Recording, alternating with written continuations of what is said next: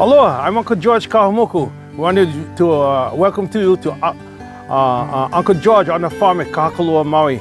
Anyway, today we're going to be talking all about the different canoe plants, but we're going to focus on the main plant called the Kalo or the Taro plant. And in the creation chant, it talks about how the Taro, the earth was papa, the sky was wakea, the earth and the sky vibrated, and they gave birth to a little fetus.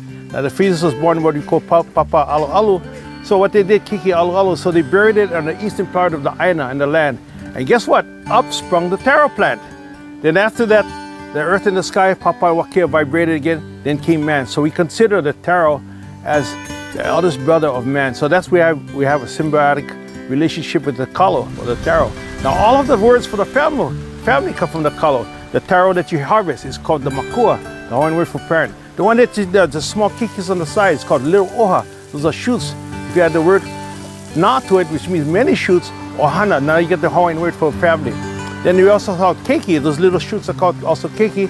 The one you ate already in the memory is called the kupuna. So all the words for the Taro come from the... Now I have over 120 varieties growing on our farm here in Kahakalu, Maui. And I want to show you, this very variety actually came from Okinawa, Japan. This is one of the only varieties that you can eat raw. This is called Zuiki. Okay, this Taro can get to be 10 to 15 feet tall. If you look at it, it's the Japanese Taro. What the Japanese do is they take the stem and they chop it real fine, like fine cabbage, and they lay a bed of taro stems on their plate, and then they put raw ahi, and some in Fukunaga they actually put raw horse on top of that. They eat it with a little bit of shoyu and a little bit of ginger. Anyway, welcome to the farm.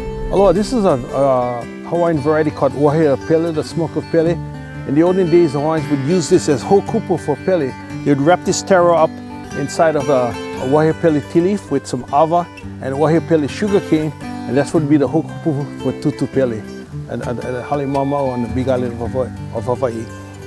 Wahea pele, the smoke of pele.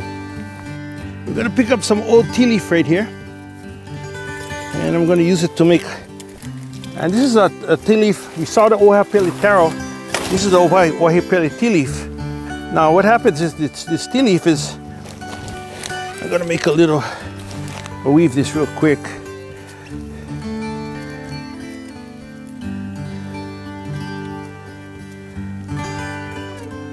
Okay, so I'm going to make it what we Hawaiians call a pu'olo. Yeah, and usually we wrap our Taro inside of here. Yeah, I'm just showing you how we would do it. We would put the Taro, the tea leaf, the ava inside of this one.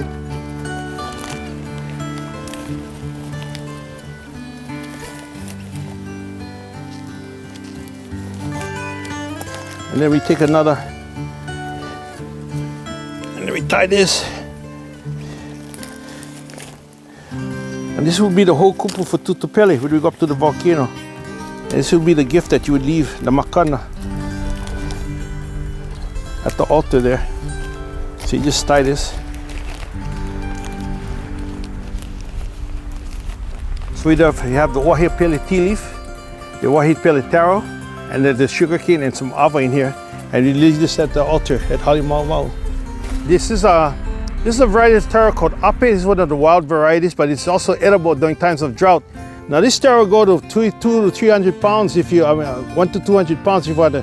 What we do is we feed the animals, and then what they do is they eat and they grow all the animals, all the sticks, and we'll pile them up along the side of the fences like this. And then we'll put the manure and everything on the side, and we'll throw sticks, and then we'll put mulch, we'll put cardboard down, and that's how we grow these plants. Look how big this one is. We just harvested probably about 1,000 pounds just for this area. This is our leftover. We're gonna choose to plant more. But this is called ape, very big. And then we also, it's a good thing to raise for your pigs. A lot of, it has more energy than corn.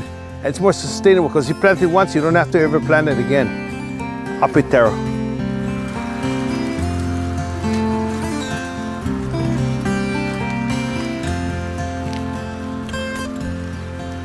This is Uncle George. We're planting a variety called manini.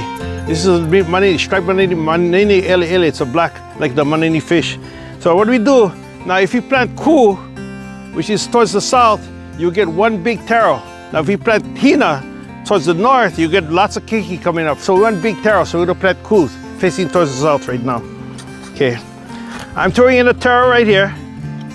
And coming behind is Micho with some manure, about 1/3 of the bucket. Yeah, load them up. Okay, that's it. And about another 3 feet, we're gonna plant another one. Now you can see that we got all kinds of stuff here. We got cardboard. Okay, and we also have we have black mulch we put over here, and then later on we put more cardboard down, and we're gonna put more mulch. Yeah. No, shovel way down there. Okay, good. That's good. And then we're gonna actually then we'll weed out all this other stuff. We don't want to weed these yet because this is a plant called Hawiwi, which means it's called blue verbane, honey goat weed.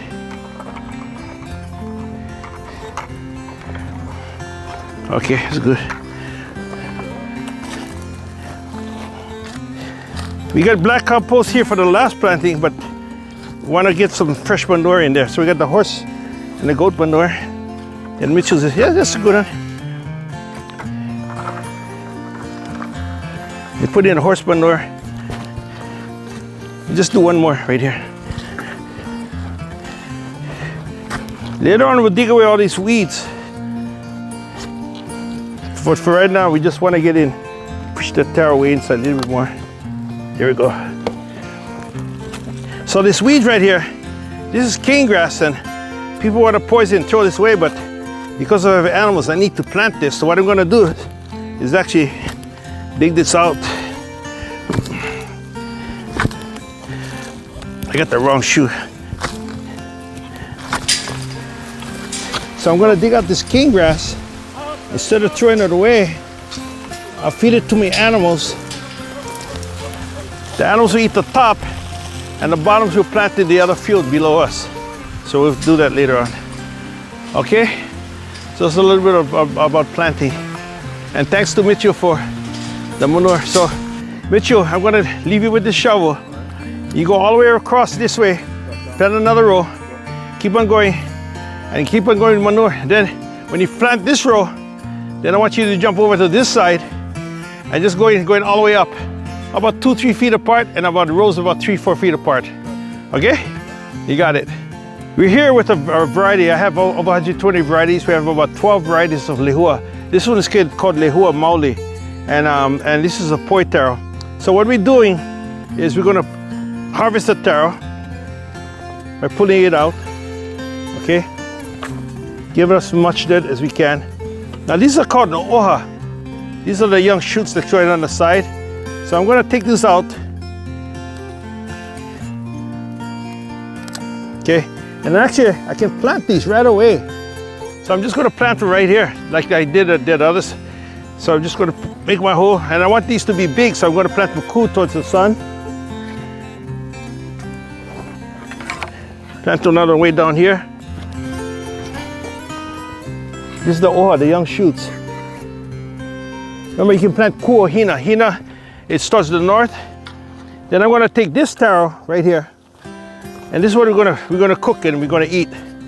Well, all of these things are edible. Now, there's some young shoots here on the side, more young oha. I'll just put this back in the ground like that, and they'll come up and harvest them later. So this is what we call the mako. It's not a very big taro because I actually harvested this field already. And then what we do is we're gonna take the leaves. This is what we can eat. We're gonna make luau from that. You can see this young oha on the side. Again, I don't want to waste her, so we're gonna throw her back to the aina. Put some dirt on there, and she'll come back again. Then this one, another oha. I'm gonna cut the what we call the huli. Leave about a 1/4 inch of the root, and just go ahead and just flick it. This is the part we're gonna eat and make poi. And then this other part, guess what? We're just gonna plant her. Again, we're going to plant it cool. Now you can see my soil. We have compost. We got manure underneath it there. We got black stuff, and so later on, then eventually we'll harvest this whole field and replant as we go along. Then we'll plant some other things like peanut grass in between. So now, what do we have to take home to cook? The leaves and the corm. And we're gonna make some poi, some lehua poi. Okay, we just got through harvesting the taro, and I'm going to show you to cook it. Now you gotta watch out with taro because it has a lot of oxidant crystals. If you don't cook it good enough, it'll give you what we call itchy throat. So first thing I'm gonna do, you're gonna need a pot, and I actually steam it. I don't boil it, so I'm gonna put the steamer. And this thing is probably about only 2 inches of water, so we're gonna put 2 inches of water right here.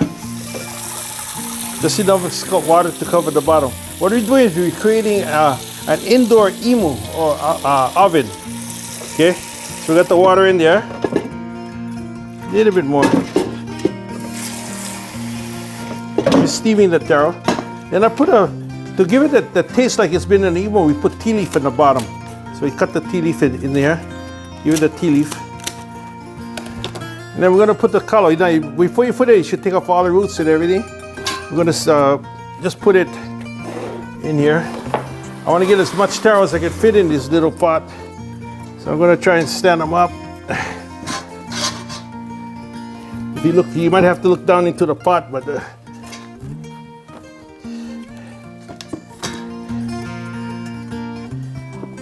have to go sideways. I think that's about all I can fit in, unless I start cutting taro. But I don't want to cut the taro and make them whole. Then I'm going to put what we Hawaiians call halili. Now usually this would be additional tea leaf or banana leaf, and then we actually put burlap, and then we put canvas, then we cover this with the earth. But this is the cheat style. I'm just going to put a cover on it, okay? So this is how we cook the taro. Steam it for at least 1.5 hours to 2 hours. Okay, so you get fully cooked. I'm gonna put that on the stove right now. Okay, the other thing you wanna do, remember we cut all that tea leaf, the luau leaf. So again, we're gonna put a little bit of water in there. I don't have very much. Usually I make about 10-15 pounds at a time of luau leaf, but we just, I got some water in there. This is some sea salt that came right from down below, pa'akai. Just put a little bit. And then I put baking soda. Now what baking soda does is makes the taro keep that nice green color. And then also helps to preserve it. So what I'm gonna do, now this is some taro leaves that I harvested earlier. So it's kind of dried up a little. I'm just gonna cut them in here. And this again is gonna steam for an additional hour, 45 minutes, 2 hours. Now, usually what I do is, before I harvest the taro, so I don't have to wash the leaves here, I actually spray the whole field, so I don't have to wash the taro. So that's what I did before. So you don't have to wash the leaves, because when you touch the leaves and they're wet, you get itchy, okay? So that's the whole key. Then we'll just steam this down. Then we're gonna have luau leaf, cooked luau leaf. One more stem. So we're gonna put this on the wire as down as well. Okay, turn it on, full blast. I'm gonna set my timer. So right now it's, where's my phone? I guess I gotta try it. I'm gonna set it for at least 2 hours. I'll be right back in a second. Okay, we just, after about 2 hours, or 1.5 to 2 hours, we cooked the luau leaf. And then we ended up with a product that's kind of like this, you see? And we actually bag it, and we sell about 100 pounds of this. This is a 2-pound bag of luau leaf. It's called KAHUMOKU Family Farms luau leaf, and it basically has only 2 things in here: sea salt, taro leaf. Remember, we had baking soda and water, okay? And we cook it like now. This is the product that you can buy in the store, or you can order it from us online. And this, what you can do is you can add onions, coconut milk, okay? And you can add canned stuff like Spam, corned beef, or tuna, or you can add fresh beef, fresh pork, or even fresh chickens. So then you end up with what we call chicken luau.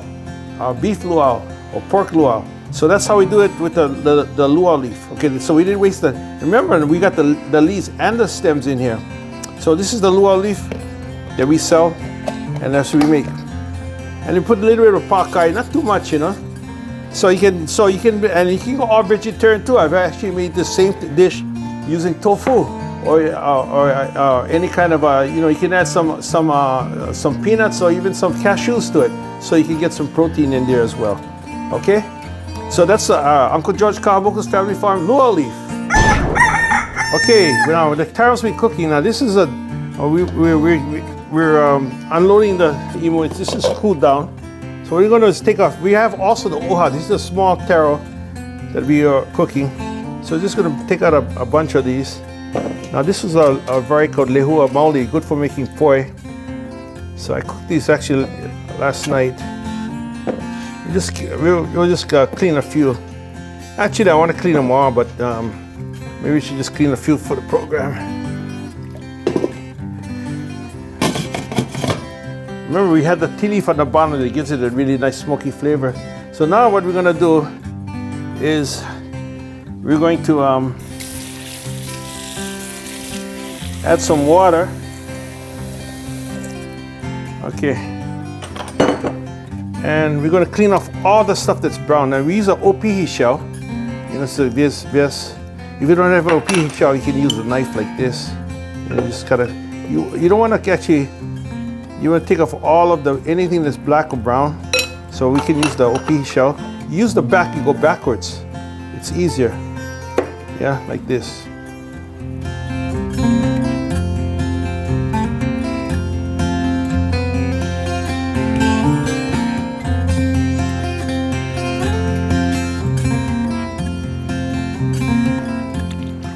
Just take off all the black stuff.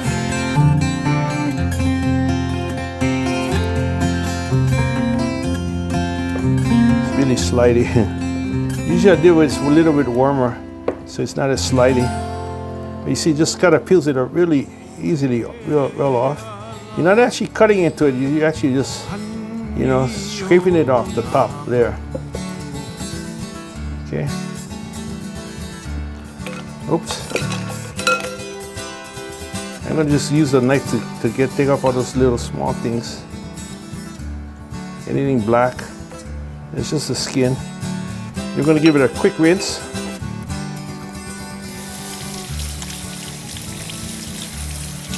Now this is the old style of probably what we call OPIHI. What you do is you wet the stone, you know, you wet your board. This is a board, the best board to make it out of is breadfruit or ulu tree. But I don't want to cut down my ulu tree, so you can use mango cheese, and mango you gotta age it because there's a tannin inside of it. Don't use koa, don't use any other hardwoods. And this is monkey pod. So the first thing you do is you kind of mash it like this, go right around. You're just mashing the taro to get it down. You can just, you see.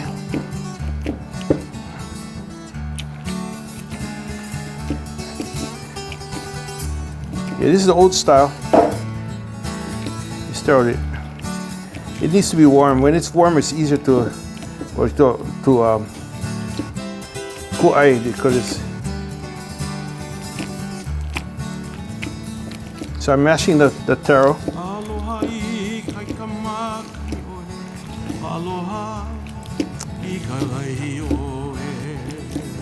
Try to get as mashed up as I can and break up all the.